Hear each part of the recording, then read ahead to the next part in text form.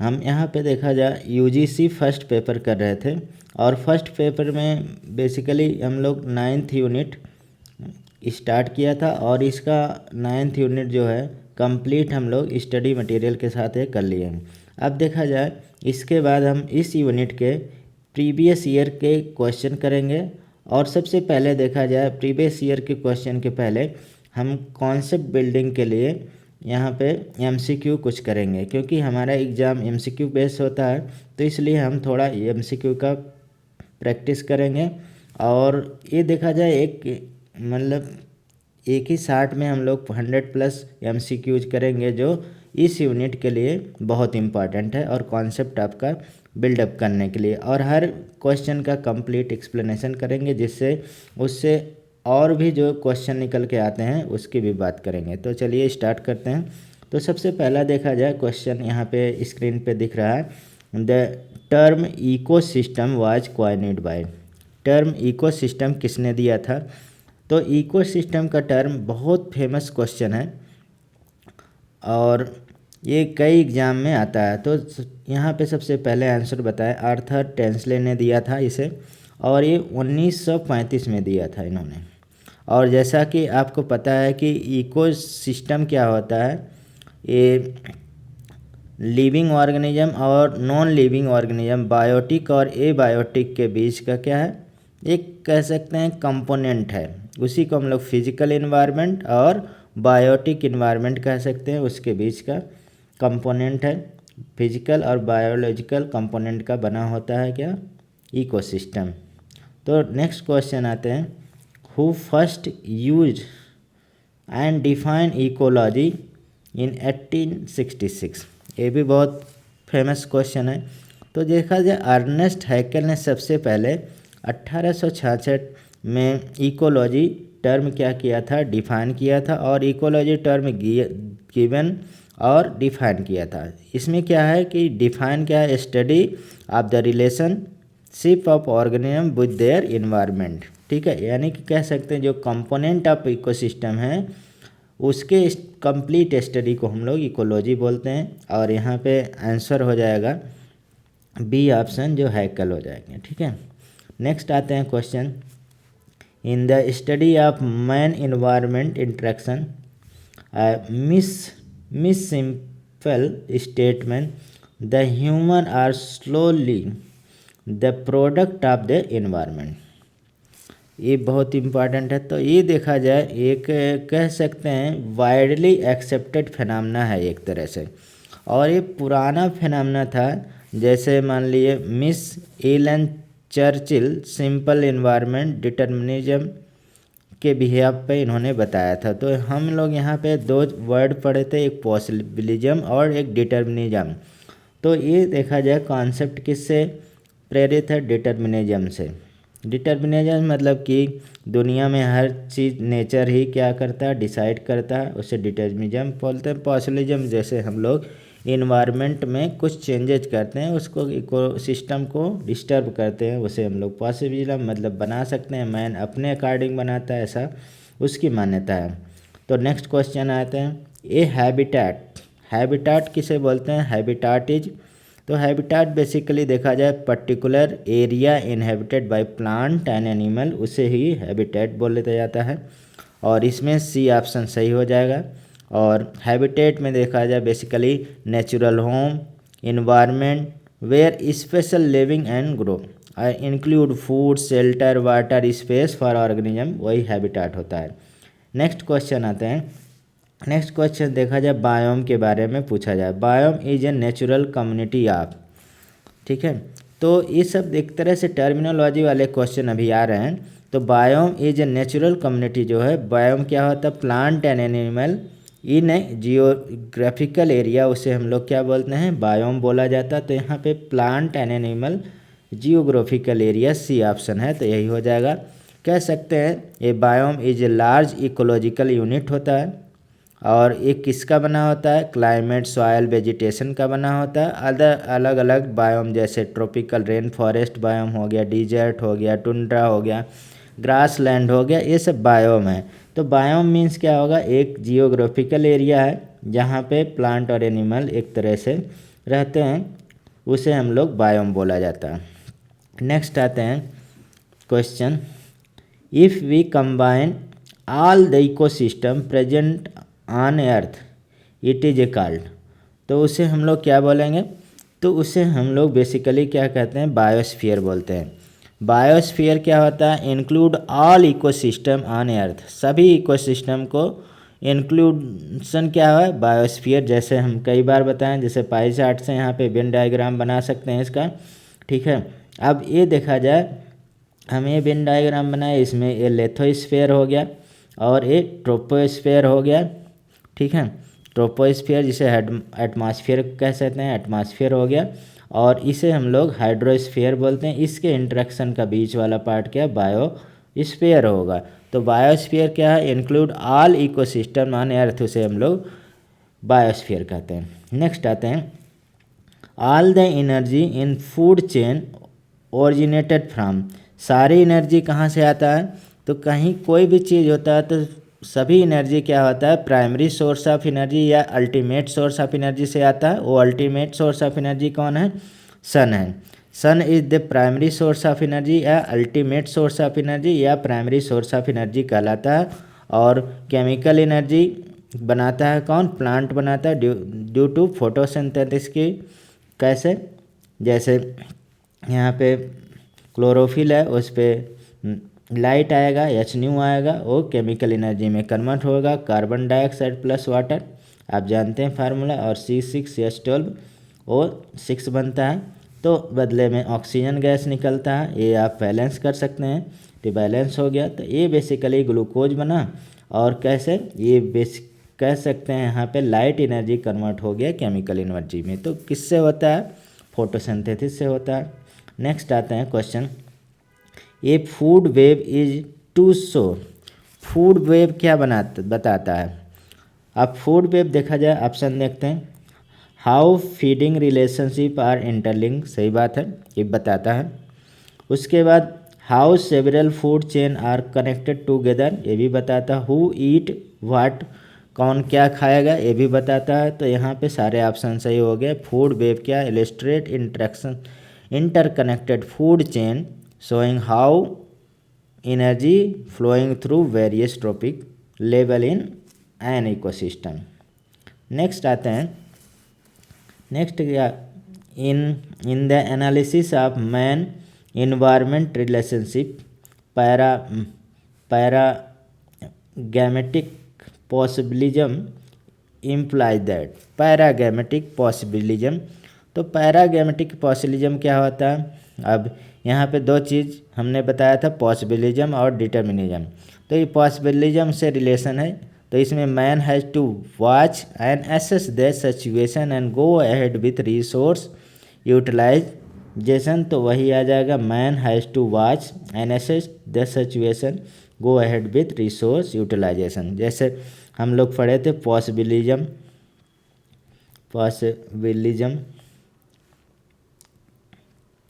तो ये देखा जाए बेसिकली वेदे दी ला ब्लेचे का है और फेवरे का है, state the environment offer opportunity but human decision and technology determine actual development.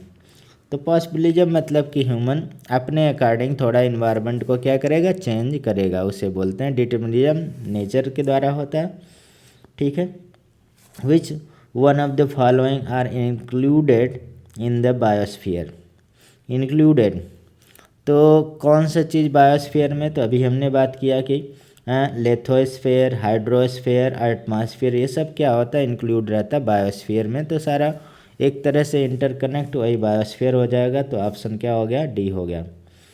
उसके बाद देखा जाए interlocking of two or more type of food chain at different trophic level. तो बहुत आसान सा क्वेश्चन है, जब इंटरलॉकिंग होगा तो उसे हम लोग फूड वेब बोला जाता है, और food web more sustainable than food chain, ऐसा भी क्वेश्चन आता है।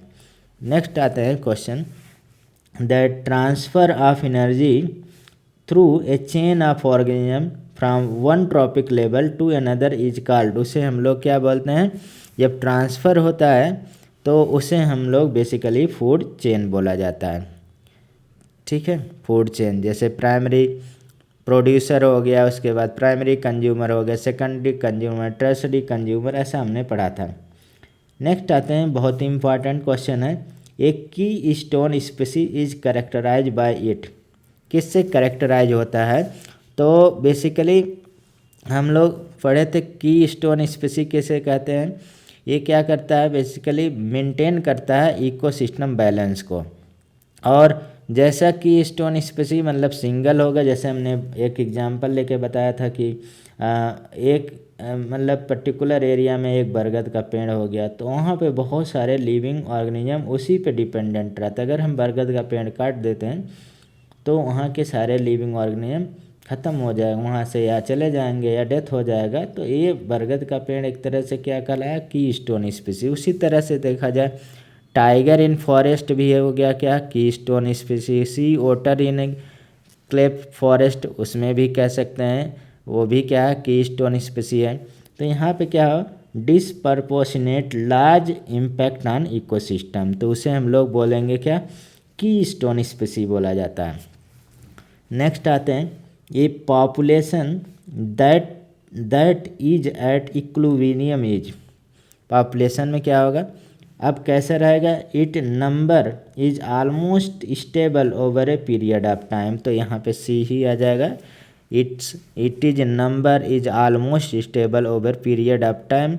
और पीरियड टाइम में देखा जाए population equilibrium, occur when birth, immigration, death. Immigration ये हमने बताया था आपको कंप्लीट, जैसे पॉपुलेशन ग्रोथ अगर की बात करा जाए तो नेटलिटी हो जाएगा और प्लस इमाइग्रेशन होगा, और उसके बाद माइनस मोरलिटी हो जाएगा और इमाइग्रेशन हो जाएगा। ये बर्थ पॉपुलेशन ग्रोथ होगा। अगर नेचुरल पॉपुलेशन ग्रोथ की बात किया जाए तो नेटलिटी माइनस क्या होगा, मोरलिटी हो जाए, यानी कि बर्थ माइनस डेथ जो आप पढ़ते हैं। ठीक है, तो इसको आपको थोड़ा सा ध्यान रखना है। क्वेश्चन आता है, which of the following are considered as a producer in food chain. Producer को देखा जाए बहुत फेमस नाम दिया जाता है ऑटोट्रोपिक, क्योंकि वो भोजन अपना खुद बनाता है, जैसे ग्रीन प्लांट हो गया, एल्गा हो गया, ये अपना फूड सिंथेसिस करता है किसके प्रोसेस से, यूजिंग सनलाइट, और प्रोसेस का नाम कह सकते हैं फोटोसिंथेसिस। तो यहाँ पे तो ऑटोट्रोपिक प्लांट हो गया। Which of the following are directly depend on producer for living, कौन डिपेंडेंट होता है, तो हर्बीवोरस डिपेंडेंट होता है, मतलब कह सकते हैं डायरेक्टली प्लांट पे डिपेंडेंट होता है। The animal which feed only on other animal, एक एनिमल दूसरे एनिमल को खाता है तो उसे हम लोग कार्निवोरस बोला जाता है, कार्निवोरस। जैसे सेकेंडरी या टर्सरी कंज्यूमर कहलाएगा, और जैसे लायन हो गया, टाइगर हो गया, स्नेक हो गया, इस तरह से।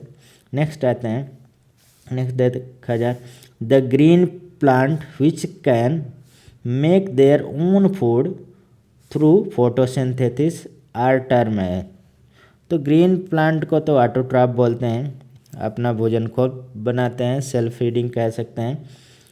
Various level through which energy passes in ecosystem are called, उसे हम लोग क्या बोलते हैं, ट्रॉपिक लेवल बोला जाता है।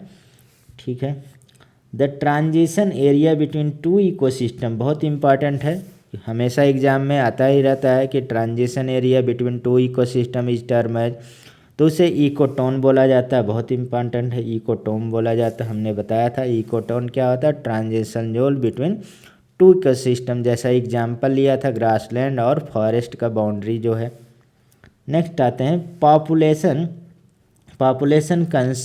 कंसिस्ट ऑफ, पॉपुलेशन किसका बना होता है, तो हम ऊपर पढ़ाए थे, organism in a specific capability reproducing among themselves, उसे हम लोग क्या बोलेंगे, population. Which of the following is not an abiotic condition, abiotic condition में क्या नहीं होगा, तो एबायोटिक कंडीशन में देखा जाए एबायोटिक मतलब नॉन लिविंग है, तो वाटर तो एबायोटिक कंडीशन हो गया, ठीक है। सॉयल भी एबायोटिक, टेम्परेचर भी abiotic.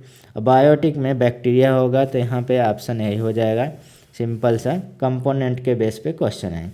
The existence of atmosphere on earth is due to, existence of atmosphere on earth is due to. अब एग्जिस्टेंस कैसे होगा, तो ग्रेविटेशनल फोर्स ऑफ अर्थ की वजह से, यानी कि अर्थ क्या होगा, gravity hold atmospheric grass close to the surface, otherwise ये क्या होता है, स्केप हो जाता है इनटू स्पेस।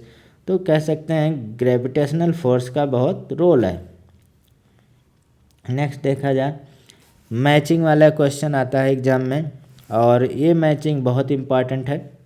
देखा जाए तो इसमें आते हैं ऑप्शन पे। सबसे पहले ट्रोपोस्फेयर को देखा जाए।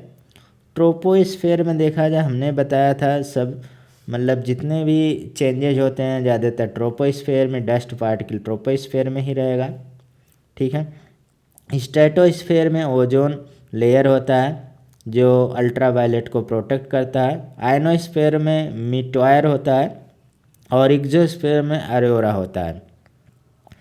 तो ये ट्रोपोस्फेयर में डस्ट, वाटर, वेपर, वेदर सब एक्टिविटी होगा। स्ट्रेटोस्फेयर में ओजोन लेयर होगा जो एब्जॉर्व करता है अल्ट्रावायलेट रे को। आयनोस्फेयर क्या होगा, रीजन वेयर मीटॉयर बर्न होता है जहाँ। और एक्सोस्फेयर क्या होता है, display aurora near magnetic pole. तो यहाँ पे देखा जाए ऑप्शन ए हो जाएगा इसके अकॉर्डिंग। नेक्स्ट आते हैं question, which one of the following is the basis for all food chain. All food chain का बेसिस कौन है, प्रोड्यूसर है। बहुत आसान सा क्वेश्चन हो गया। Total organic matter in ecosystem is called, total organic matter क्या कहलाता है, बायोमास कहलाता है। और बायोमास कह सकते हैं total mass of living organic matter, जिसमें प्लांट प्लस एनिमल होता है इन ए पर्टिकुलर एरिया, उसे हम लोग क्या बोलते हैं, बायोमास बोला जाता है। नेक्स्ट आते हैं एनर्जी। एनर्जी पिरामिड ऑलवेज क्या होगा, अपराइट होगा एनर्जी पिरामिड। तो यहाँ पे कोई भी अपराइट का ऑप्शन नहीं दिया गया है, तो नन ऑप्शन यहाँ पे सही हो जाएगा। आगे चलते हैं। As a result biomagnification the secondary consumer will be. तो देखा जाए सेकेंडरी कंज्यूमर प्राइमरी कंज्यूमर से क्या होगा, मोस्ट टॉक्सिक होगा, क्योंकि बायोमैग्निफिकेशन क्या होता है, इंक्रीज करता है ट्रॉपिक लेवल में, ट्रॉपिक लेवल बढ़ता है, ये एक्यूमुलेशन क्या हो जाता है, मैक्सिमम हो जाता है, धीरे धीरे वो टॉक्सिंग हो जाता है। और non biodegradable toxin like DDT, mercury, ये सब क्या है, नॉन बायोडिग्रेडेबल टॉक्सिन है। यहाँ पे तो मोस्ट टॉक्सिन हो जाएगा option. Which of the following gases is not harmful as a natural component of the atmosphere. Natural component में अगर है तो हार्मफुल नहीं होगा, कौन, तो नाइट्रोजन। नाइट्रोजन देखा जाए 78% होता है, इनर्ट एंड हार्मलेस होता है। कार्बन डाइऑक्साइड, वाटर हो गया, वेपर हो गया, हाइड्रोजन इफेक्ट हो गया, रेडिएशन, ये सब मतलब बैलेंस करते हैं या रिएक्टिव होते हैं, तो इनके चेंज पे कुछ ना कुछ फ़र्क पड़ता है। तो यहाँ पे देखा जाए नाइट्रोजन मोस्ट अप्रोप्रिएट आंसर हो जाएगा। नेक्स्ट आते हैं question, two main component of an ecosystem. दो मेन कंपोनेंट इकोसिस्टम के कौन है, बायोटिक और एबायोटिक, यानी कि लिविंग और नॉन लिविंग है। नेक्स्ट क्वेश्चन आते हैं, जैसा कि ये देखा यूपीएससी 2002 का, cloudy night are warmer compare to clear night during winters because. बहुत इंपॉर्टेंट क्वेश्चन है। तो क्लाउडी जो मतलब क्लाउडनेस होगा, क्लाउडनेस क्या करता है, प्रिवेंट कर सकता है एस्केपिंग हीट रेडिएशन फ्रॉम अर्थ। तो इसी वजह से क्या होता है, जैसे मान लीजिए लाइट तो आ गया अर्थ पे, अब मान लीजिए क्लाउड छा गया, अब रात में इसे क्या होना चाहिए, इमिट होना चाहिए। तो यहाँ पे क्या गैस के यानी कि क्लाउड की वजह से ये इमिट नहीं हो पाता इंफ्रारेड या हीट रे, तो ट्रैप रह जाता है, इसलिए क्या हो जाता है, रात क्या हो गर्म हो जाती है। नेक्स्ट आते हैं, at night cloud act like a blanket trapping outgoing infrared radiation and reflect it back. तो इसीलिए नेक्स्ट आते हैं, the urbanization process account for wind in urban in centre during night to remain. तो ये क्या है, इसमें देखा जाए फास्टर देन रूरल होता है, आपको पता ही है फास्टर देन रूरल। तो पहला होगा अर्बन, क्या होगा, हीट आइसलैंड होता है effect cause rising warm area at A night and creating low pressure and faster convection occur strong wind. तो यहाँ पे तो पहला ऑप्शन इसका सही हो जाएगा। नेक्स्ट देखा जाए क्वेश्चन है, क्वेश्चन क्या है कि if population growth flow A logistic curve the maximum sustainable yielding, maximum sustainable yielding क्या होगा, तो उससे तो बेसिकली कैरिंग कैपेसिटी बोला जाता है, लेकिन ये बोल रहा है कि population growth for logistic curve maximum sustainable yield कब होगा। तो मैक्सिमम सस्टेनेबल यील्ड क्या होता है, पॉइंट ऑफ फास्टर ग्रोथिंग, और पॉइंट ऑफ फास्टर ग्रोथिंग क्या, कैरिंग कैपेसिटी अपॉन 2 हो जाता है। तो इसमें देखा जाए ऑप्शन में क्या हो जाएगा, is equal to half the carrying capacity. तो हम कह सकते हैं सस्टेनेबल मैक्सिमम सस्टेनेबल यील्डिंग क्या होगा, equal to carrying capacity upon 2। तो यहाँ पे पहला ही ऑप्शन सही हो रहा है इसका। और इसका जो लॉजिस्टिक ग्रोथ होता है इसका एस शेप कर्व आता है, ठीक है। अब देखा जाए फिर से मैचिंग वाला क्वेश्चन आ गया और एटमॉस्फेयर से रिलेटेड है, तो जियोग्राफी से रिलेटेड है। तो एटमॉस्फेयर क्या है, एटमॉस्फेयर देखा जाए मोस्टली कह सकते हैं इसमें क्या क्या होता है, इनर्ट गैसेस जैसे नाइट्रोजन ऑक्सीजन ये सब मतलब गैसेस रहता है। तो पहला बायोस्फीयर क्या है, बायोस्फीयर ऑर्गेनिक मैटर होगा और ऑर्गेनिक सब्सटेंस कह सकते हैं। हाइड्रोस्फीयर क्या है, हाइड्रोस्फीयर वाटर सॉल्ट ये सब हो गया। और लिथोस्फीयर लाइट सिलिकेटिंग ये सब पाया जाता है, लाइट रॉक हो गया, सिलिकेट हो गया। Earth is often struck by a solar eruption which of the following statement reflect the effect on earth. तो कौन सा स्टेटमेंट यहाँ पे हो जाएगा, पहला तो देखा जाए दे कॉजेज ए ब्यूटीफुल एरोरा, ठीक है, यानी कि सोलर जब फ्लेरेज होते हैं coronal mass ejection disturb the magnetosphere, तो अरोरा होता है उसे। और इसमें देखा जाए नेक्स्ट क्वेश्चन में पहला तो ऑप्शन हो गया, तो अगर ऑप्शन देखा जाए ये तो नहीं हो गया, दोनों इसी में से दोनों में से होगा। अब देखते हैं दूसरा सही है कि नहीं।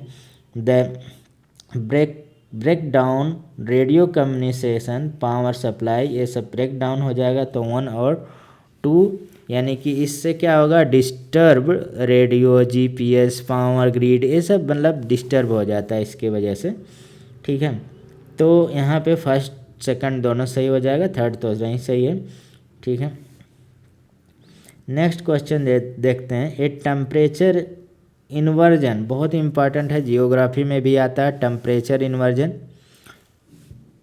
Is a condition when, temperature inversion कब होता है, तो टेम्परेचर इन्वर्जन नॉर्मल क्या होता है, लैप्स रेट जो है, जैसे हम हाइट पे जाते हैं तो 6.5 डिग्री क्या होता है पर किलोमीटर टेम्परेचर कम होता जाता है। लेकिन यहाँ पे नॉर्मल लैप्स रेट रिवर्स हो जाता है, warm area above trap cool air and pollutant slow below, उसके नीचे आ जाता है। और ज़्यादातर देखा जाए ये विंटर नाइट में दिखता है, तो इसमें near the ground cooler and higher altitude, तो यहाँ पे बी ऑप्शन सही होगा इसका। नेक्स्ट आते हैं beginning from the surface of earth sequence of layer of atmosphere, तो उसे हम लोग यहाँ पे देखा जाए अरेंज एक तरह से करना है, जैसे ट्रोपोस्फेयर हो गया, स्ट्रेटोस्फेयर, आयनोस्फेयर, एक्सोस्फेयर, सबसे मोस्ट अप्रोप्रिएट यही तो है।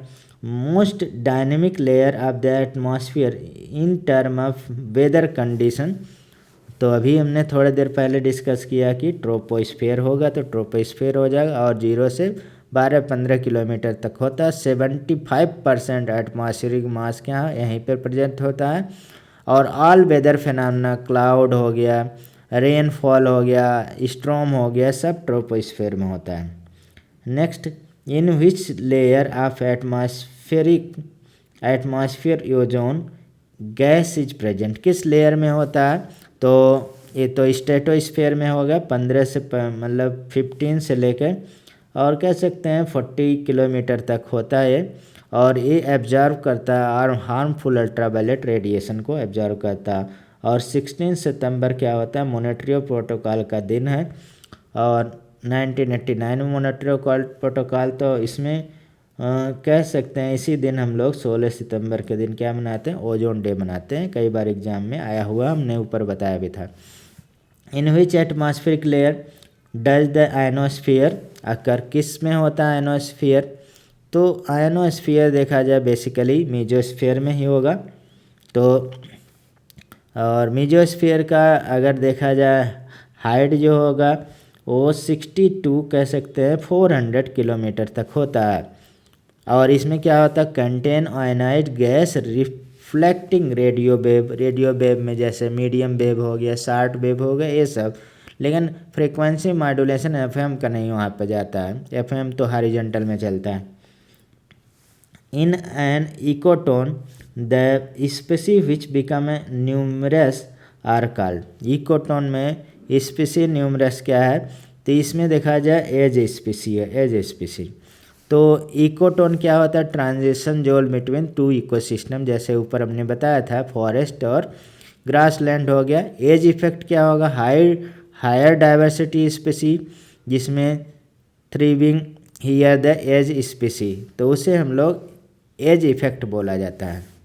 नेक्स्ट आते हैं the air pollutant are mainly classify, air pollutant किस तरह से क्लासीफाई होता है, तो हमने ऊपर सबसे पहला क्लासिफिकेशन किया था प्राइमरी और सेकेंडरी पॉल्यूटेंट के रूप में क्लासीफाई होता है। प्राइमरी पॉल्यूटेंट क्या होता है, डायरेक्टली जो इमिटेड होता है, जैसे carbon monoxide, nitrogen dioxide, sulphur dioxide, ये सब। सेकेंडरी पॉल्यूशन क्या होता है, प्राइमरी पॉल्यूशन रिएक्ट करके बनाता है, जैसे O3 हो गया और स्मोग हो गया, स्मोग हो गया, और SO4 या SO3 भी हो गया, क्योंकि SO2 तो बेसिकली प्राइमरी पॉल्यूटेंट है लेकिन SO3 सेकेंडरी होता है। नेक्स्ट आते हैं main difference between primary and secondary air pollutant. Main difference primary secondary air pollutant में क्या होता है, former are release directly later form by chemical reaction, उसे हम लोग सेकेंडरी बोलते हैं। Which of the following is the best example of primary air pollutant, primary air pollutant का बेस्ट एग्जाम्पल क्या है, तो carbon dioxide release from burning of coal, तो बेस्ट एग्जाम्पल है। जो डायरेक्टली इमिट होता है कंबर्सन से, उसे हम लोग प्राइमरी पॉल्यूटेंट बोलते हैं, और सेकेंडरी पॉल्यूटेंट जो प्राइमरी पॉल्यूटेंट से मिल के बनता है उसे सेकेंडरी पॉल्यूटेंट बोला जाता है। नेक्स्ट आते हैं 45 में, which of the following best illustrate as a secondary air pollutant, तो सेकेंडरी एयर पॉल्यूटेंट के लिए देखा जाए ozone produce in a photochemical smoke, तो ये क्या होगा, सेकेंडरी पॉल्यूटेंट कहलाएगा। Common feature between carbon nitrogen dioxide, sulphur dioxide, carbon monoxide and SPM is that all of them, इस सब में क्या कॉमन फीचर है इसे पूछ रहा है। तो इसमें देखा जाए कॉमन फीचर क्या है, ये सर आर प्राइमरी पॉल्यूटेंट, सारे प्राइमरी पॉल्यूटेंट है, यही कॉमन सबसे कॉमन फीचर है इसमें। All are release directly into atmosphere from soil, fuel, combustion, industry, vehicles. Next आते हैं 45, how are nitrogen oxide, sulphur oxide, carbon dioxide या कार्बन ऑक्साइड इज रिलेटेड, किससे रिलेटेड है, तो ये देखा जाए all from fossil fuel combustion, सारे फॉसिल फ्यूल कंबर्सन ही है। Nitrogen oxide, sulphur dioxide, carbon monoxide, combustion produce coal, oil, gas, major air pollutant ये। नेक्स्ट आते हैं atmospheric pollutant are mainly present in, atmospheric pollutant कहाँ पे होता है, ट्रोपोस्फेयर और लोअर ट्रोपोस्फेयर में ही होगा, और ये 0 से लेके देखा जाए वही 12 to 15 किलोमीटर तक होता है। नेक्स्ट आते हैं lead is used anti knocking agent, जिसमें टेट्राइथाइल लेड होता है in petrol, it is effect. अब देखा जाए लेड इफेक्ट कहाँ पे करता है, central nervous system of central nervous system में डायरेक्ट इफेक्ट करें, यानी कि lead poisoning damage brain nerve and causes behavioural issue and learning disability. Next आते हैं इसके बाद, नेक्स्ट देखा जाए क्रोमियम। अब मैच करना है यहाँ पे। क्रोमियम देखा जाए थैलेसीमिया हो गया ना, क्रोमियम तो बेसिकली कार्सिनोजेनिक होता है, तो क्रोमियम तो कार्सिनोजेनिक हो गया पहला। और आर्सेनिक क्या होगा, काजेज स्किन कैंसर, मतलब स्किन डिजीज एंड पिगमेंटेशन करता है, तो इसमें क्या हो जाएगा ऑप्शन डर्मेटाइटिस। कैडमियम क्या करता है, काजेज बोन डिजीज इटाई करता है, तो ये हो गया। आयरन क्या होता है, थैलेसीमिया होता है। और इसके बाद देखा जाए जिसे हम लोग हीमोक्रोमेटोसिस भी बोला जाता है थैलेसीमिया को। नेक्स्ट आते हैं chemical responsible for blue baby syndrome methemoglobinemia, तो इसे नाइट्रेट बोला जाता है, नाइट्रेट एग्जाम में आया हुआ है। नेक्स्ट आते हैं which metal is responsible for Minamata disease, तो ये मरकरी रिस्पॉन्सिबल होता है जैसे हमने बताया था, और इसका डिस्कवरी देखा जाए जापान में हुआ और 1950 के करीब हुआ। मिथाइल मरकरी पॉइजनिंग और न्यूरोलॉजिकल डैमेज ये काज करता है। नेक्स्ट आते हैं इनटेक ऑफ लेड में भी प्राइमरली कॉज डैमेज ऑफ, तो इसमें तो ब्रेन ही डेवलप होता है क्योंकि सेंट्रल नर्वस सिस्टम पे इफेक्ट करता है, तो causing mental retardation, memory loss और बिहेवियरल डिसऑर्डर ये सब आने लगता है। उसके बाद देखा जाए which geographical area is largest source of carbon dioxide emission from burning fossil fuel, कौन सा, तो देखा जाए चाइना है एक तरह से सबसे ज़्यादा, उसके बाद यूएसए, उसके बाद India. Industry generating hazardous waste are marked, तो ये रेड होता है, यानी कि red category industrial high polluting, जैसे केमिकल हो गया, टेनी हो गया, टेक्सटाइल, थर्मल पावर वगैरह हो गया। नेक्स्ट आते हैं which of the following green house gases are entirely anthropogenic, green house gas entirely anthropogenic कौन सा, CFC है। और chlorofluorocarbon are synthetic compound not found naturally destroy ozone and trap heat. Next आते हैं परऑक्सी एसिटाइल नाइट्रेट, जिसे PAN बोलते हैं, is a by product of, PAN किसका बाई प्रोडक्ट है, फोटोकेमिकल स्मोक का पान क्या होता है, बाई प्रोडक्ट होता है। और इसमें हाइड्रोकार्बन और नाइट्रोजन ऑक्साइड रहता है अंडर सनलाइट के प्रेजेंस में, O2, तो पान और एल्डिहाइड। इसके बाद मैक्सिमम सूट इज रिलीज, तो मैक्सिमम सूट इज रिलीज देखा है डीजल व्हीकल, और डीजल कंबर्सन का इनकम्प्लीट इमिट्स सूट, जिसमें पार्टिकुलेट मैटर 2.5 और ब्लैक कार्बन ये सब होता है। नेक्स्ट देखा जाए the balance in oxygen level is maintain by, तो इसमें देखा जाए photosynthesis and cellular respiration he maintain कर सकता है। प्लांट क्या करता है, रिलीज OT ड्यूरिंग फोटोसिंथेसिस, और animal use in it for respiration maintaining global oxygen cycle. Next आते हैं problem caused by air pollutant mainly effect, mainly देखा जाए सर्कुलेटरी एंड रिस्पायरेटरी सिस्टम पे इफेक्ट करता है, तो इसमें पॉल्यूटेंट जैसे सल्फर डाइऑक्साइड हो गया, पार्टिकुलेट मैटर हो गया, कार्बन मोनोऑक्साइड हो गया, empire lungs, blood oxygen level, cardiovascular death या हेल्थ कह सकते हैं, हो सकता है प्रॉब्लम। अब इसमें मैचिंग में देखा जाए, मैचिंग में आते हैं तो इसमें नॉइज लेवल दिया हुआ है, इसे हमें मैच करना है, और मैच करने के लिए देखा जाए पहला नॉइज लेवल में हियरिंग जो एक्टिविटी होता है, तो इसमें 60 कह सकते हैं, 1/3 हो जाएगा, ये एक का थर्ड। वेस्परिंग क्या हो जाएगा, बहुत कम।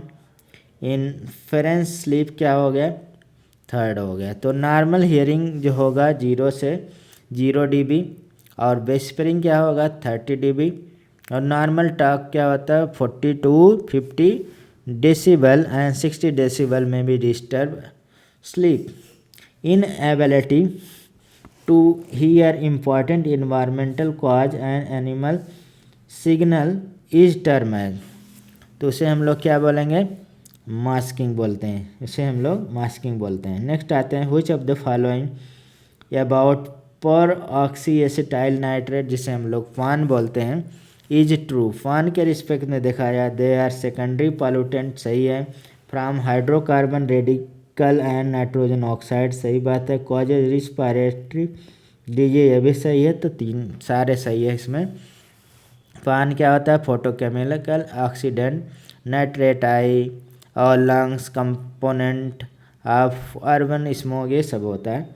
Indicator of water quality presence of organic matter, तो ये इंडिकेट करने वाला कौन है, तो ये इंडिकेट करने वाला बायोलॉजिकल ऑक्सीडेशन डिमांड या केमिकल ऑक्सीडेशन डिमांड भी बोला जाता है।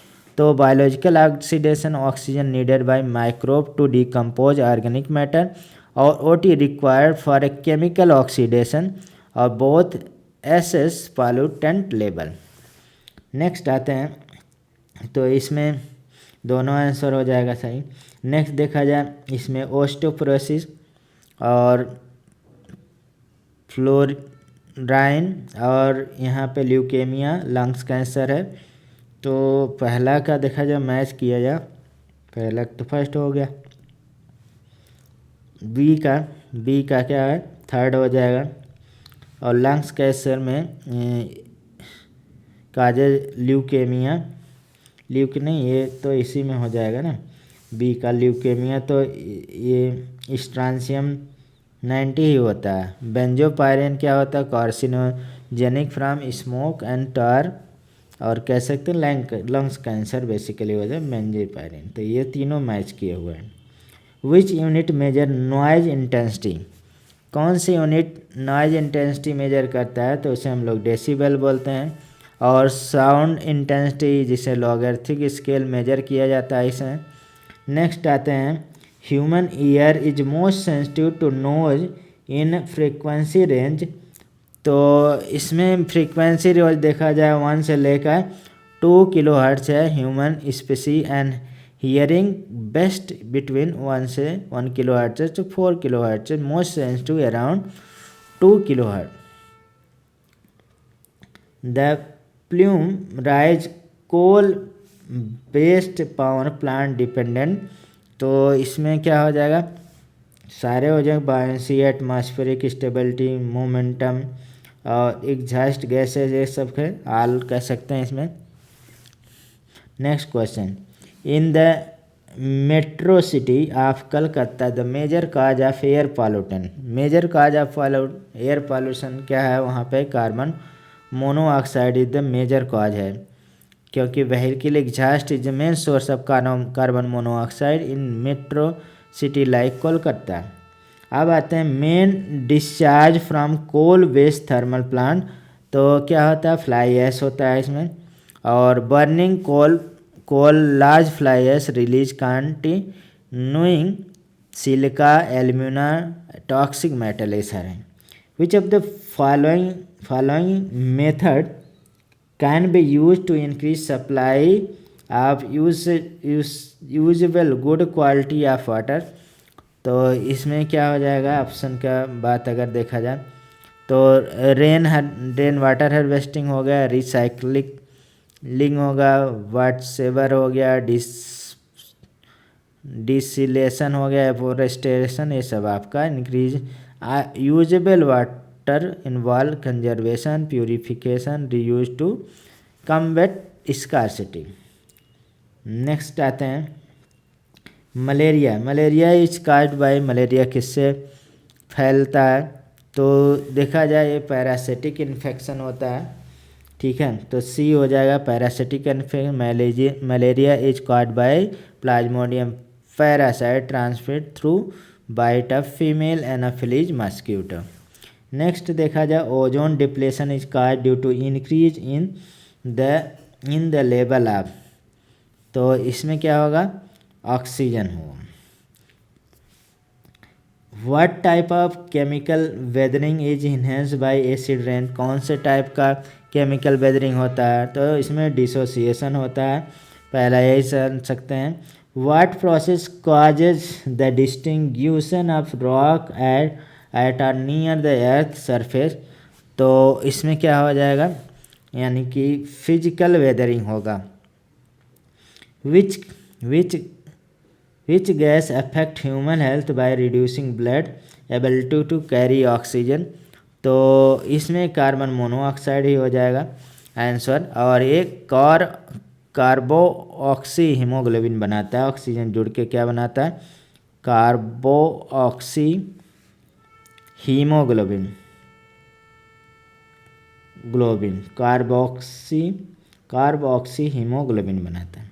नेक्स्ट देखा जाए nitrogen oxide affected human health by, अब नाइट्रोजन ऑक्साइड इसमें देखा जाए बी हो जाएगा एग्रीवेटिंग अस्थमा कह सकते हैं, हो सकता है। नेक्स्ट आता है ozone is consider as a secondary air pollutant because, अब क्योंकि देखा जाए फॉर्मेशन बाय केमिकल रिएक्शन, यानी कि form by chemical reaction atmosphere, जिसमें O2 from one hydrocarbon and nitrogen oxide react under sunlight photochemical smoke, तो यहाँ पे देखा जाए बी ऑप्शन सही हो जाएगा। नेक्स्ट देखा जाए automobile and truck are not an important source of, तो इसमें देखा जाए डी हो जाएगा sulphur oxide. Sulphur dioxide mainly release from, sulphur dioxide कहाँ से रिलीज होता है, फैक्ट्री से, ज़्यादातर रिफाइनरी वगैरह से रिलीज होता है। High concentration of oxide of nitrogen cause, high concentration में क्या होगा, ये हेडेक होगा, डीजिंग होगा, अनकॉन्शियसनेस होगा, रिस्पायरेटरी इरिटेशन होगा, मतलब सारे होंगे इसमें। Excessive exposure to pesticide damage, तो उस पर क्या होगा, एंडोक्राइन इम्यून सिस्टम कहलाता है उसे। Pesticide act as endocrine distributor affecting hormone regulation and immunity. Next देखा जाए आपका excessive exposure to pesticide mainly cause, तो इसमें देखा जाए कॉज ऑफ न्यूरोलॉजिकल प्रॉब्लम वगैरह आ सकता है। और मेन जो पेस्टिसाइड जैसे DDT, ऑर्गेनोफॉस्फेट हो गए, ये सब नॉन बायोडिग्रेडेबल होता है और कार्सिनोजेनिक और न्यूरोटॉक्सिक भी होता है। Main chemical responsible for ozone depletion, तो मेन केमिकल देखा जाए क्लोरोफ्लोरोकार्बन ही है, और क्लोरीन फ्रॉम क्लोरोफ्लोरोकार्बन से ही आएगा इसमें। Dumping solid waste in a scientifically designated land area is called, उस लैंड एरिया को क्या बोलते हैं, सैनिटरी लैंडफिल बोला जाता है। नेक्स्ट देखा जाए इसके बाद constituent of smoke causing I irritation होता है क्योंकि ऑर्गेनिक फास्फेट इसमें होता है, तो ऑर्गेनिक फास्फेट तो इसमें तो ऑप्शन नहीं। Constituent of smoke cause irritation, तो इसमें देखा जाए बेसिकली PAN हो सकता है, इसी से आँख में इरिटेशन होता है। PAN is part of photochemical smog, it irritate eye and respiratory tract. The pesticide directly affect the nervous system, तो कौन अफेक्ट करता है, ऑर्गेनिक फास्फेट ही डायरेक्ट नर्वस सिस्टम पे अफेक्ट करता है। Which pollutant release by diesel fuel burning cause photochemical smoke, तो कौन सा है इसमें, तो बी ऑक्साइड ऑफ नाइट्रोजन होगा, ऑक्साइड ऑफ नाइट्रोजन। उसके बाद which fuel mainly release lead the environment, तो इसमें से क्या रिलीज होगा, तो बी पेट्रोल ही रिलीज होगा। तो आगे चलते हैं। N hydrocarbon accept CH4 contribute क्या करेगा, इसमें देखा जाए फोटोकेमिकल स्मोक होगा। यानी कि non methane hydrocarbon can react with NOx in sunlight smoke में, ठीक है।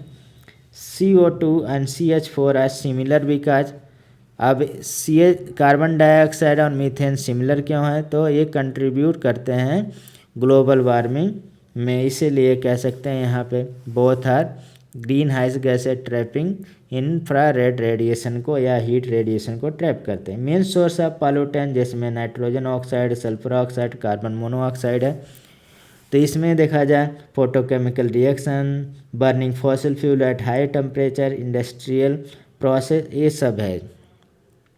नेक्स्ट आते हैं photochemical smoke is worse in summer because, तो फोटोकेमिकल स्मोक समर के लिए क्यों, कि more solar energy drive photochemical reaction, तो यही हो जाएगा आंसर।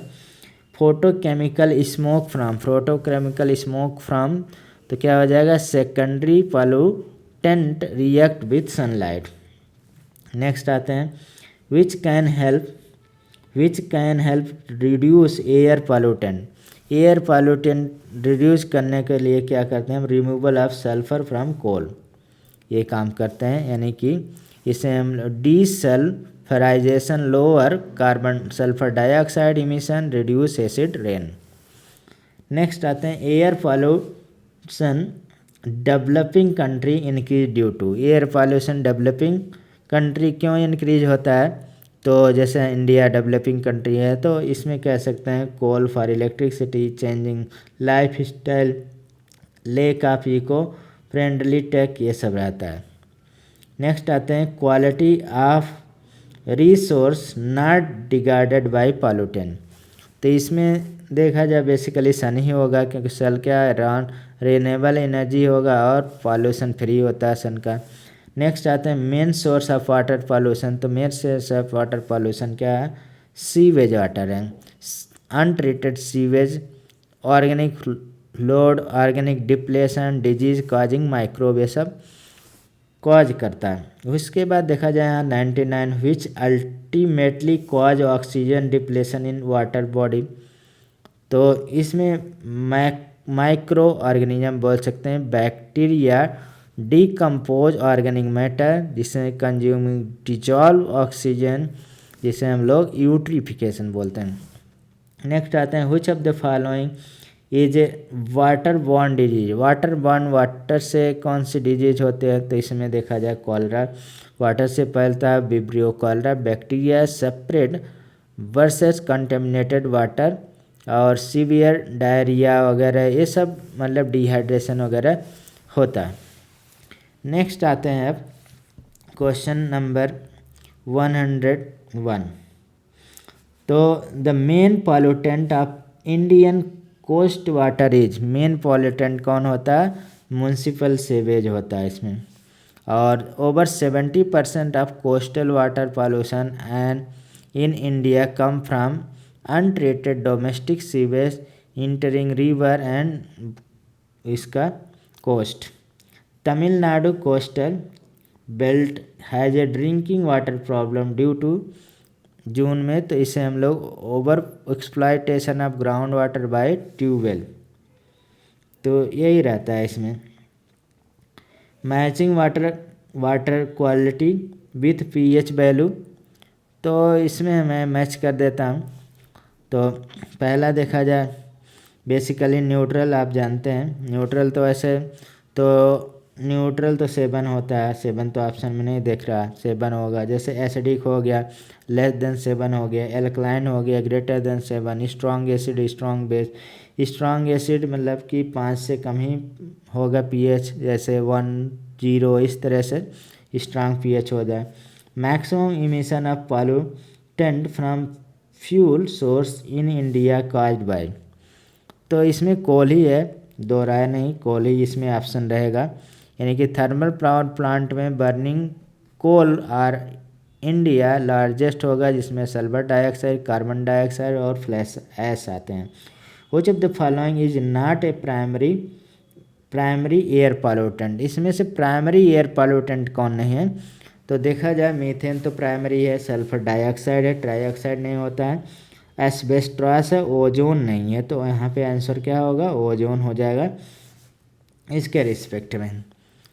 फिर आते हैं यहाँ पे रीजनिंग असर्शन का क्वेश्चन है, तो इसमें रीजनिंग असर्शन का ऑप्शन नहीं, आपको ऑप्शन याद है उससे हम कर लेंगे। जैसे aerosol have a potential for modifying climate, तो इसमें बोल रहा है एरोसॉल है पोटेंशियल फॉर मॉडिफाइंग क्लाइमेट, तो कह सकते हैं हाँ सही है। और aerosol interact with both short and long wave radiation, ये भी सही है।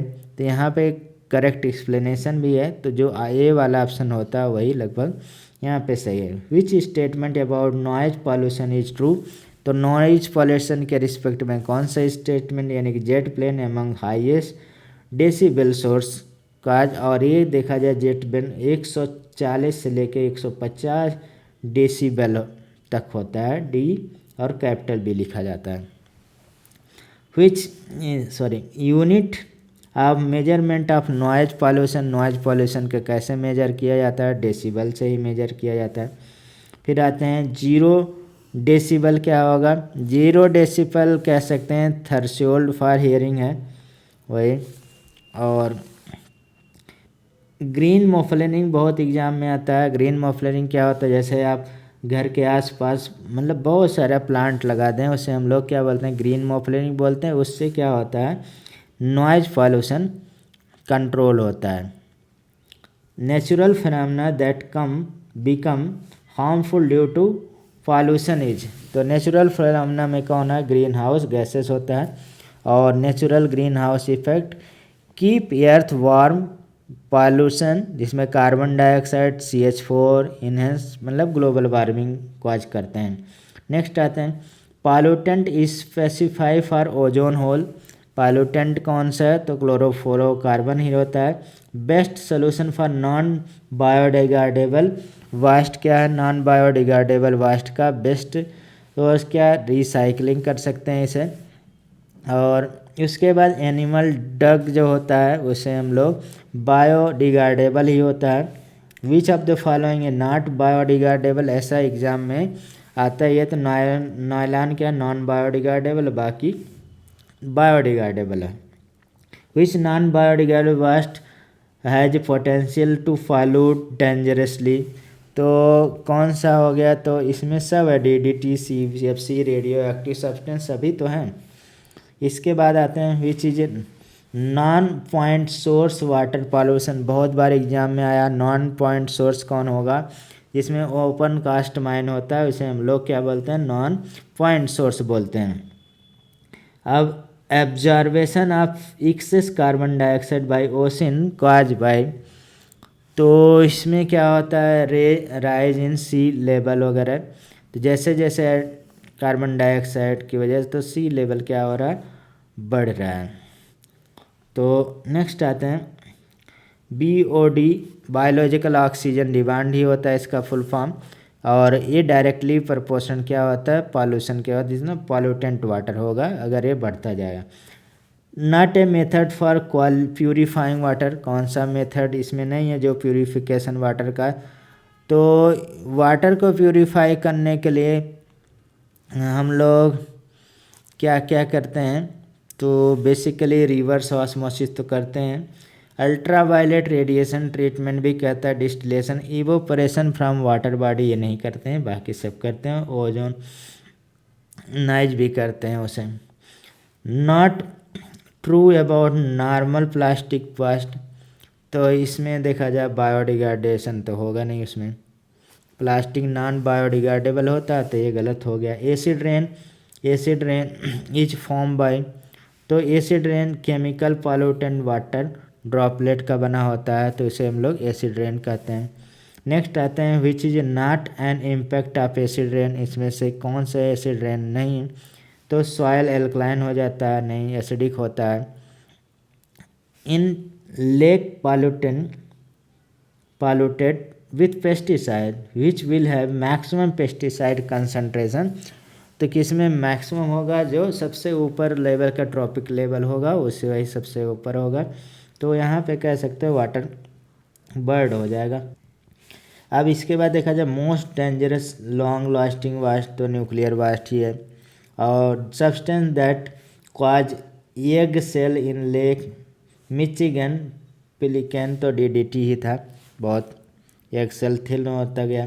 Process by which harmful chemical inter food chain concentration तो हम लोग इसे क्या बोलते हैं, बायोमैग्निफिकेशन बोलते हैं।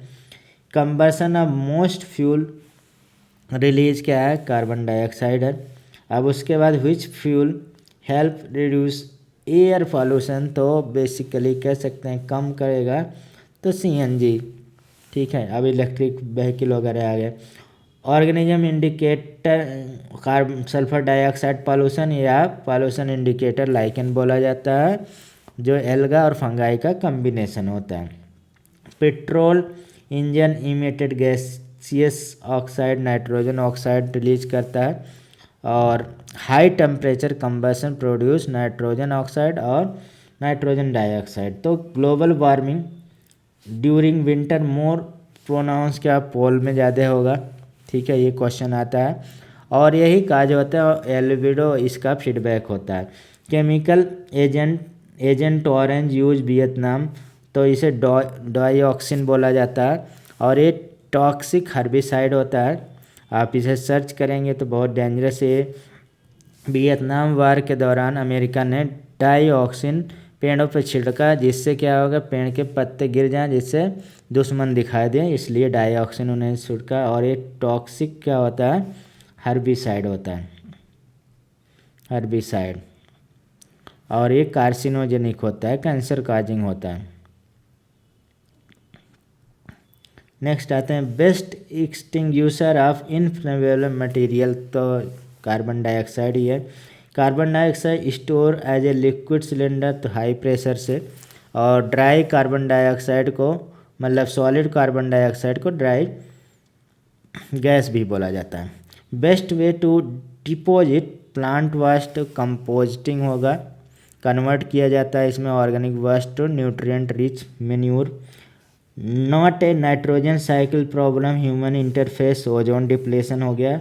Not a green house gases तो calcium carbonate green house gas नहीं होगा। तो मॉन्ट्रियल प्रोटोकॉल कब हुआ, 1987 में हुआ था। और सीएफसी कंट्रोल करने के लिए और ओजोन डिप्लेशन इससे होता है, इसलिए it is not a ultraviolet related health risk तो इंक्रीजिंग लिवर कैंसर इससे तो नहीं होता है, स्किन कैंसर होता है। अनब्रेंट कार्बन पार्टिकल जिसे हम लोग रिस्पायरेटरी प्रॉब्लम ही होता है इससे, ठीक है। अब आते हैं जैसे ये थोड़ा सा हम लोग एक एक लाइन का कर लिए, छोटे छोटे क्वेश्चन होते हैं। Which statement are correct about carbon monoxide. Carbon monoxide के लिए देखा जाए due to incomplete fuel combustion की वजह most evident in petroleum engine, long term exposure cause nausea वगैरह, ये तीनों बातें सही है। नेक्स्ट 143 क्वेश्चन पे आते हैं। 143 क्वेश्चन में क्या है, which one of the following pair regarding tropical composition of hospital waste is increase. तो इसमें देखा जाए क्रीमिक होता है, क्रीमिक कब ये इनकरेक्ट पूछ रहा है, क्रीमिक वाला 8 से 10। बाकी जैसे देखा जाए हॉस्पिटल वेस्ट में जिसे हम लोग WHO डाटा है तो हम यहाँ पे लिख देते हैं बायोडिग्रेडेबल, या यहाँ पे है 35 से लेके 35 से 40 तक होता है। और मेटल का ये 1 से 2 होता है, 1 से 2 होता है सॉरी। और प्लास्टिक का 9 से 10 होता है। और जो क्रीमिक का ये लेस देन 1% था। ये WHO के द्वारा बनाया गया है, ये हॉस्पिटल वेस्ट कंपोजिशन है। इसके बाद आते हैं surface ozone is produce from surface ozone. तो सरफेस ओजोन देखा जाए ट्रांसपोर्ट सेक्टर में, यानी कि ग्राउंड लेवल ओजोन क्या होगा, सेकेंडरी पॉल्यूटेंट कहलाता है फ्रॉम सन और नाइट्रोजन ऑक्साइड और व्हीकल एग्जॉस्ट वगैरह होता है। According to WHO maximum permissible level of chloride in drinking water. तो क्लोराइड एक बहुत इंपॉर्टेंट है, 200 मिलीग्राम पर लीटर, यही रिकमेंडेड है। विच body part is most likely affected by nuclear radiation during early stage of exposure. तो early stage of exposure से bone marrow होता है। Term use to describe removal of carbon dioxide from nature by carbon sinking, तो उसे हम लोग क्या बोलते हैं, बायो सीक्वेंस बोला जाता है।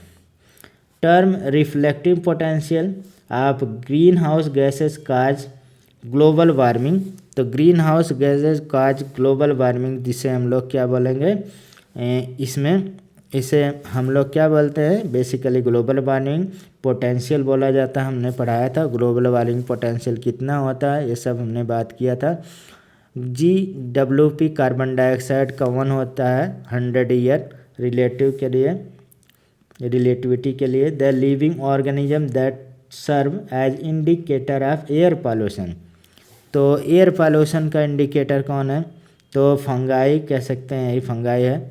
और लाइकेन होता है बेसिकली, लेकिन यहाँ पे लाइकेन ऑप्शन नहीं दिया गया है, लेकिन लाइकेन ही बेसिकली यहाँ पे होता है सल्फर डाइऑक्साइड और हैवी मेटल के प्रति।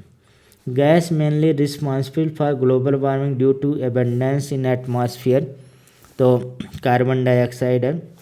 और उसके बाद देखा जाए next, which statement true particulate matter के रिस्पेक्ट में कौन सा स्टेटमेंट ट्रू है, तो it is mist more prevalent during winter, more prevalent in diesel engine, long term exposure harm respiratory system, ये तीनों हो जाएगा। इसके बाद देखा जाए हम लोगों के बहुत इम्पॉर्टेंट है ये, इससे क्वेश्चन आता ही है, याद रखने के लिए यहाँ मैचिंग वाला प्रॉब्लम है। तो वाटर जो prevention and control of pollution act आया था, ये 1974 का आया था। Air prevention control of pollution ये 1981 का था। और वाइल्ड लाइफ प्रोटेक्शन एक्ट क्या 1972 का था। और इन्वायरमेंटल प्रोटेक्शन एक्ट 1986 का बहुत फेमस है। ये तो कुछ मतलब लेजिस्लेचर वाले क्वेश्चन हो गए। इसके बाद देखा जाए which element is deposited into at ecosystem due to intensive agricultural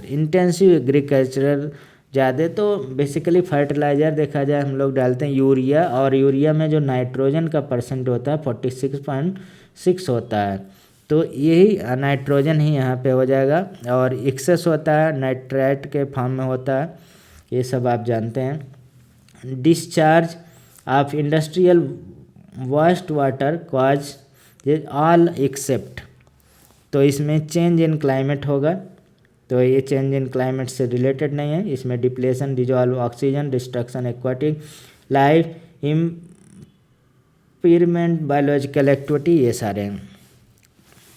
अब इसके बाद देखा जाए आते हैं 156 क्वेश्चन पे, तो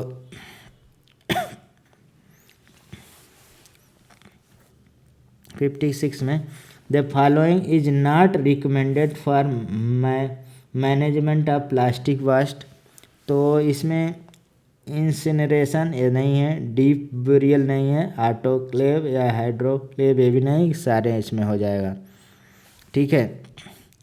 इसके बाद fertiliser washes into river rain let, तो बेसिकली कह सकते हैं ये बहुत इंपॉर्टेंट है। Run off containing nitrate phosphate, ये एल्गल ब्रूम काज करता है, ऑक्सीजन डिप्लेशन होता है, फिश बहुत ज़्यादा मर जाती हैं, और जब इसे को हम लोग बोलते हैं यूट्रिफिकेशन। उसका विच of the following is not N air pollutant, air pollutant कौन नहीं है, तो ऑक्साइड ऑफ हाइड्रोजन एक तरह से कह सकते हैं एयर पॉल्यूटेंट नहीं है, जैसे वाटर वेपर वगैरह। तो नेक्स्ट आते हैं gradual building of chemical through higher level of food chain is called, तो उसे हम लोग बायोमैग्नीफिकेशन बोलते हैं, पहला हो गया। जैसे toxin like DDT, mercury, PCB increase होता है ईच ट्रैफिक लेवल पर, जिसे हम लोग बायोमैग्नीफिकेशन बोलते हैं। इसके बाद देखा जाए Stockholm convention is global treaty protected environment human health, तो उससे हम लोग बी यानी प्रेसिस्टेंट ऑर्गेनिक पॉल्यूटेंट यानी कि पॉप बोलते हैं, बहुत फेमस है। तो ये अडॉप्ट किया गया था 2001 में, लेकिन फोर्सफुल्ली 2004 से लगा हुआ, ठीक है। और इंडिया ने 2006 में रेटिफाई किया था। और नेक्स्ट आते हैं, high algal content in water indicate the water, क्या होगा। अब हाई एल्गल है तो एल्कलाइन मीडियम ज़्यादा होगा, इसीलिए एल्गा ग्रोथ क्या होता है, pH due to carbon dioxide consumption during photosynthesis makes water alkaline बना देता है। when fluoride is water export 1.5 milligram per litre टीजीज उस तम देखा जाए बेसिकली फ्लोराइड है। और फ्लोराइड का जो लिमिट है WHO का लिमिट यही है, इतना। और अगर क्रोनिक एक्सपोजर होगा तो मोल्टन ऑफ टीथ हो जाता है, डेंटल फ्लोरेसिस कहते हैं, स्केल्टन क्या हो जाता है, डिफॉर्मिटीज होता है। और ये देखा जाए कॉमनली बीमारी राजस्थान, आंध्र प्रदेश और गुजरात में ज़्यादा होता है, fluorosis. Safe permissible limit of sulphate in domestic water, तो ये 300 mg होता है, 300। और WHO BIS ये सब दोनों 200 लेके 400 मिलीग्राम पर लीटर रिकमेंड किया है। सिलिकोसिस इज काज, सिलिकोसिस हमने बताया था को स्टोन क्रश वाले वही होता है, स्टोन सिलिकोसिस लंग कह सकते हैं disease due to inhalation of crystalline silica dust होता है, उसकी वजह से होता है सिलिकोसिस। नेक्स्ट आते हैं, अल्टीमेट सोर्स ऑफ एनर्जी बताया था, सन क्या होगा, प्राइमरी सोर्स या ultimate source of energy. Source of sun energy, source of sun energy nuclear fusion से होता है। फोटो स्फीयर क्या हो गया, फोटो स्फीयर, इसमें visible surface of the sun होता है, उसे हम लोग फोटो स्फीयर बोला जाता है। और इसका टेम्परेचर आप जानते हैं 5800 केल्विन होता है। और इसे हम लोग अब यहाँ पे देखा जाए, नेक्स्ट ये आपको केवल डेटा हम यहाँ पे बता रहे हैं और यहाँ तक हम लोग करेंगे। फिर नेक्स्ट हम लोग PYQ वाले क्वेश्चन करेंगे जो प्रीवियस ईयर में आए हुए हैं नेट के, ये वाले क्वेश्चन। अभी तो ये कॉन्सेप्ट बिल्डिंग था, कुछ PYQ भी मिक्स था, और उसके बाद सारे हम लोग प्रीवियस ईयर वाले क्वेश्चन करेंगे। लेकिन अभी हम लोग कॉन्सेप्ट के लिए दूसरा यूनिट स्टार्ट करेंगे। जिस यूनिट को आपको थोड़ा सा पहले करना हो उसे आप कमेंट कर सकते हैं कौन सा यूनिट स्टार्ट किया जाए, तो कल से हम नया यूनिट स्टार्ट करेंगे इसमें। तो अभी 168 क्वेश्चन देखते हैं। According to Indian state of forest report, और ये ISFR क्या होता है 2015, टोटल फॉरेस्ट ट्री कवर क्या है 24.16% of India area, which is so A maximum increase. अब मैक्सिमम इंक्रीज देखा जाए यहाँ पे क्वेश्चन के अकॉर्डिंग तेलंगाना, उड़ीसा और केरला हमेशा लगभग बदलता रहता है। तो ISFR जो है 2015 के अनुसार फॉरेस्ट और ट्री कवर कितना था 26.16%। मैक्सिमम गेन क्या तेलंगाना, उड़ीसा, केरला ये सब था।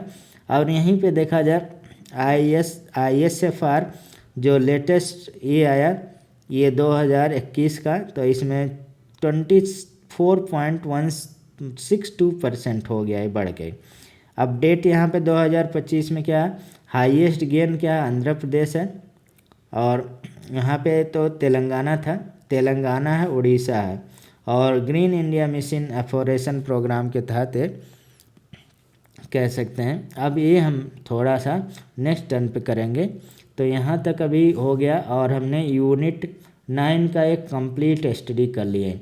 तो देखा जाए इतने में से हमें कितना क्वेश्चन कह सकते हैं 4 से लेके 5 क्वेश्चन मिल जाएगा। इतने में से 4-5 आ सकता है, या कह सकते हैं 5-6 आ जाता है। मिनिमम देखा जाए 4 क्वेश्चन होता है हर यूनिट का। देखा जाए वेटेज 5 क्वेश्चन का, क्योंकि हमारे पास 10 यूनिट है और हमें देखा जाए हर 10 यूनिट है, हर यूनिट से 5 क्वेश्चन है।